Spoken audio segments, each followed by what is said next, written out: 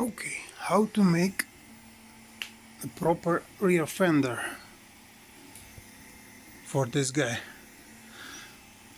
This one is already done.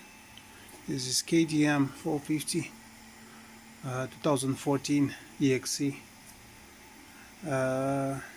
So how we do it, this one? Normally it looks like this, so we just cut a hole to this point where this side is bent. You will need to cut also from this side, and then